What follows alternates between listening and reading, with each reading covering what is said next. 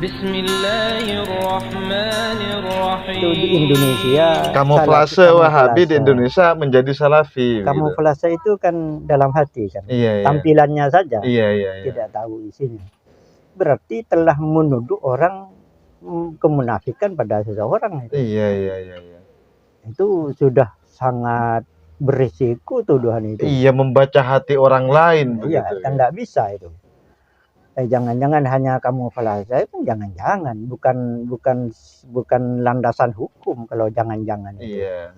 Oleh karena itu kita di channel catatan Sanggai tetap berkomitmen bahwa Wahabi dan kitab-kitab Wahabi itu tidak ada. Iya. Hanya sebatas tuduhan-tuduhan, hujatan-hujatan karena beda pendapat, lalu dilabelkan pada kelompok tertentu, pada orang-orang tertentu bahwa itu Wahabi, bahwa itu Salafi. Iya. Bahkan lebih dari itu, mereka kadang-kadang sampai melarang pengajian, membubarkan pengajian. Itu kan sudah sangat tidak baik. Iya. Artinya sudah teradu umat Islam. Betul ya, sudah teradu. Artinya sudah semakin jelas bahwa istilah atau kalimat Wahabi itu hanya istilah untuk mengadu domba umat Islam. Iya. Kan beda pendapat tidak ada masalah.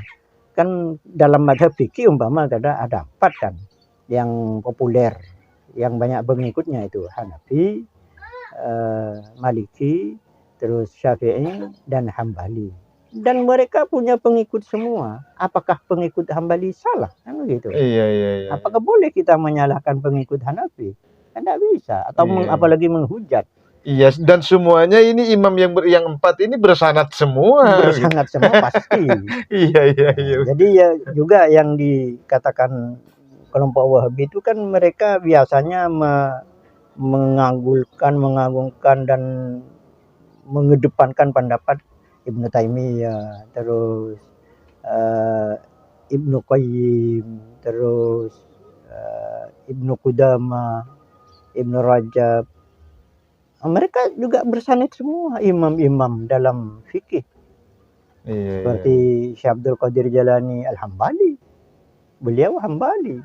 Tapi orang-orang Syafi'i di kita justru gandrung dengan Syekh Abdul Qadir Jalani, padahal Hambali itu. Hambali, buku karya fikihnya dalam mazhab Hambali. Kita tetap ketika membaca tahlilan dan sebagainya, selamatan dan sebagainya itu khususan Ila Hadratil Syekh Abdul Qadir Jalani. Dituduh Wahabi. Iya. Sama dengan mereka, sanadnya sama. Kemudian dalam akidah ada madhab Asy'ariyah, ada Maturidiyah, ada macam-macam itu. Iya. Itu kan juga ada sanadnya. Apakah kita boleh menyalahkan orang yang beraliran Maturidi? Tidak boleh menuduh atau menghujat atau menyalahkan. Ya kita saja belajar. Iya. Belajar seperti apa madhab Asy'ariyah. Atau siapa Imam Abul Hasan Al-Asy'ari itu. Iya. Abul Hasan Al-Asy'ari kan asalnya Mu'tazilah. Iya. Beliau murid utama dari Abu Ali Al-Jubai rahimahumullahu ta'ala. Jadi asli dari awal Imam Abul Hasan Al-Asy'ari yang jadi imam dalam madhab Asy'ariyah akidah itu terdidik dengan itu Mu'tazilah. Pada akhirnya ya keluar dari gurunya, keluar dan mendirikan dan memfatwakan paham lain, yaitu paham Asy'ariyah yang kita ikuti dalam masalah akidah. Iya. Tapi lebih fanatik, banyak pengikutnya mengklaim bahwa itu akidah Ahlussunnah wal Jamaah. Belum tentu. Yang lain bukan Ahlussunnah wal Jamaah sama. Kalau kembali ke hadis mal jamaah, ma ana alaihi wa ashabi, kata Nabi. Yang diamalkan saya dan para sahabat saya adalah itulah jamaah. Iya. Jangan disempitkan. Ahlussunnah wal Jamaah adalah seluruh amalan Nabi dan para sahabat Nabi. Sementara sabda Nabi, sahabatku seperti bintang.